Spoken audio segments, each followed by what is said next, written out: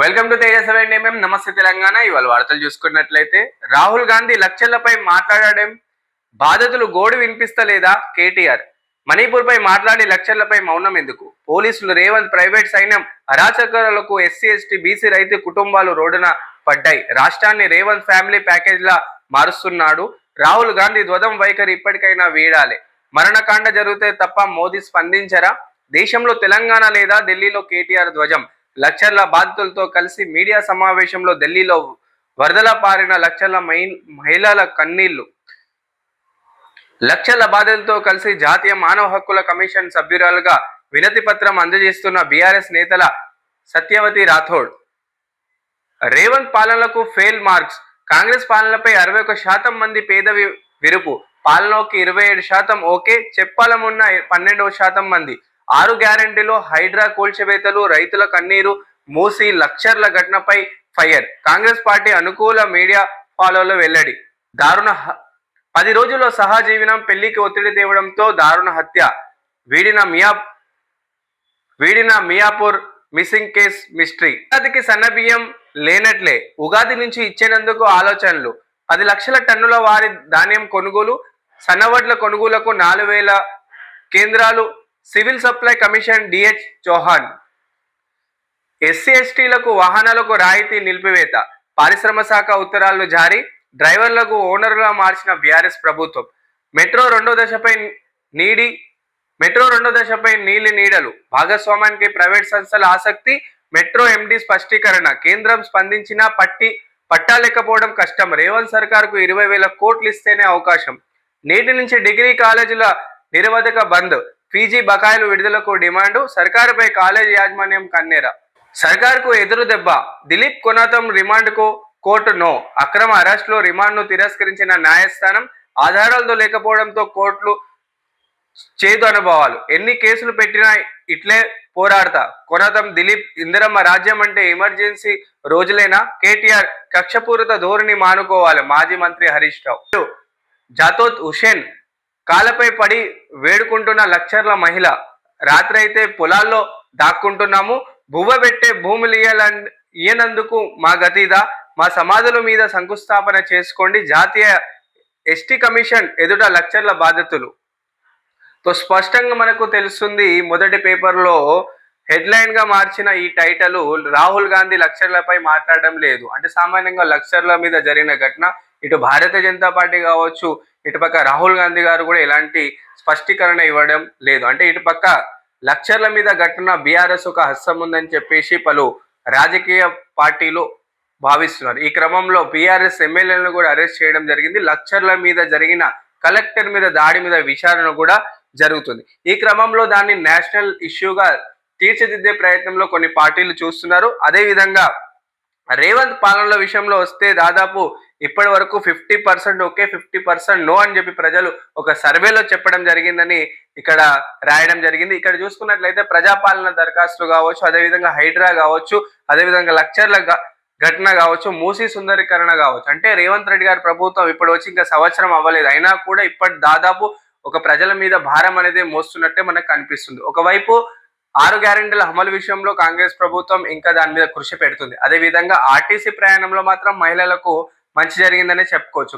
Gas subsidy విషయంలో కావచ్చు, ఇందిరమ్మ ఇల్లులో కావచ్చు, కరెంటు విషయంలో కూడా కొన్ని హైదరాబాద్ వాసులకు ఇప్పటి వరకు కూడా ఉచిత కరెంట్ అనేది అందలేదు. అంటే 200 యూనిట్ల ఉచిత కరెంటు హైదరాబాద్ వాసులకు అయితే నష్టం జరిగినట్లే చెప్పుకోవచ్చు.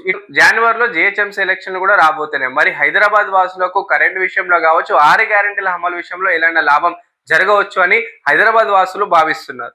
బీమాలోకి 100% ఎఫ్డిఐ అనుమతించే యోచనలో కేంద్రం. కీలక సంస్కరణకు ప్రతిపాదనలు. ఒకే రోజు 5 లక్షల మంది ఆదివారం ప్రయాణించిన విమాన ప్రయాణికులు. దేశవ్యాప్తంగా విమానంలో ప్రయాణించే వారు రికార్డ్ స్థాయికి చేరుకున్నారు. ఆదివారం ఒకే రోజు ఏకంగా 5 లక్షల మంది దేశీయంగా విమానాలు ప్రయాణించారు. పండుగ పెళ్లిళ్లు సీజన్ కావడంతో ప్రయాణికులు చేసేవారి సంఖ్య భారీగా పెరిగింది. హైదరాబాద్ లో ఎయిర్పోర్ట్ నుంచి గత నెలలో విమాన ప్రయాణికులు 22% పెరిగినట్లు ఎయిర్పోర్ట్ సంస్థ చెప్పింది. తాజాగా 24.95 లక్షల మంది ప్రయాణించారు. ఇక్కడ చూసుకున్నట్లయితే ఏకకాలంగా దేశవ్యాప్తంగా ఒకేసారి 5 లక్షల మంది ఒకే రోజు విమాన ప్రయాణాలు చేసినట్టు మనకు తెలుస్తుంది. అదేవిధంగా హైదరాబాద్ లో కూడా దాదాపు విమాన ప్రయాణికులు దాదాపు 24 లక్షల వరకు కూడా చేరుకున్నట్లు ఒక తాజా నివేదికలో తెలిసింది. బైబ్యాక్ పాలసీల పేరుతో కుచ్చుటోపీ సాఫ్ట్వేర్ ఉద్యోగులకు సువర్ణ భూమి టోకరా, సీసేట్లో ఫిర్యాదు చేసిన 30 మంది బాధ్యతలు.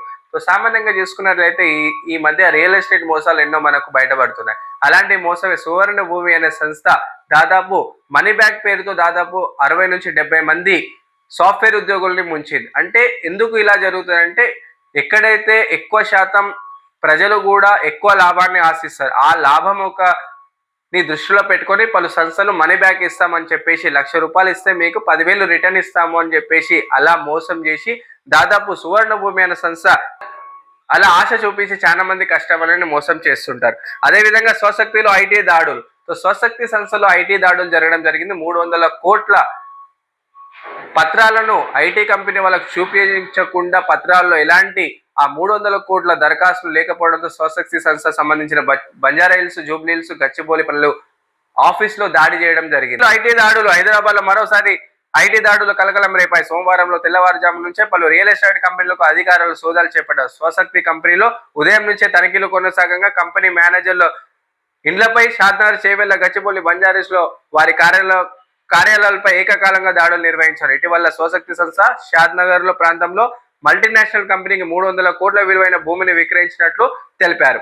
Raja Singh BJP check. మూసి నిద్రకు గేదెరాజరైన ఆగ్రహం పక్కన పెట్టేందుకే రంగం సిద్ధం. బీజేపీలో చేరిన ఆల్ పురుషోత్తం. అమన్పూర్ లో హైడ్రా కూల్చివేతలు. రహదారిపై నిర్వహిస్తున్న ఇల్లు నేలమట్టడం. అమన్పూర్ లోని వందనాపూరి కాలనీలో నిర్వహించిన కూల్చివేస్తున్న హైడ్రా. మెట్రో 2వ దశపై నీడలం.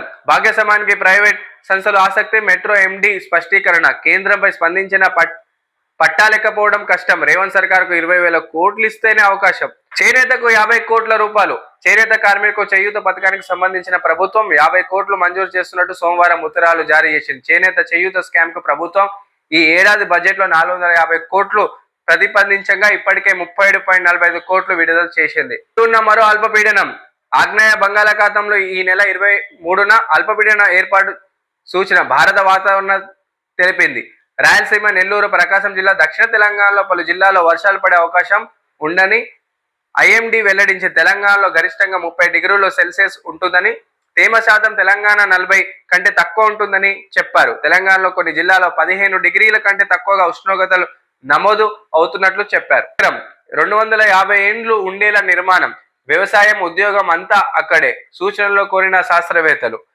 సో సామాన్యంగా ప్రాజెక్ట్ ఫెరియన్ అనే పేరుతోని అంతరిక్షంలో ఒక నగరాన్ని ఏర్పాటు చేయడానికి అమెరికన్ సైంటిస్టులు చూస్తున్నారు. సామాన్యంగా 2012లో యుగాంతం అనే సినిమా వచ్చింది. దాంట్లో భూమి అంతా కూడా నాశనం అవుతుంది. అక్కడ హీరో స్పేస్ షిప్ లో కూడా తన నివాసం కొనసాగిస్తాడు. అదే భూమి మీద ఏర్పడుతున్న పర్యావరణ మార్పుల వల్ల భూమి నుంచి ఆకాశంలో స్పేస్ షిప్ లో దాదాపు ఒక నగరాన్ని సృష్టించడానికి ఒక ప్రాజెక్ట్ ని నిర్వహించడం జరిగింది. దాంట్లో భూమి మీద ఎలాంటి నివాసం ఉందో అలాంటి నివాసానికి సంబంధించిన అన్ని వసతులు అక్కడ కల్పిస్తామని చెప్పేసి అమెరికన్ శాస్త్రవేత్తలు స్పేస్ షిప్ లో ఒక నగరాన్ని ఏర్పాటు చేస్తున్నారు.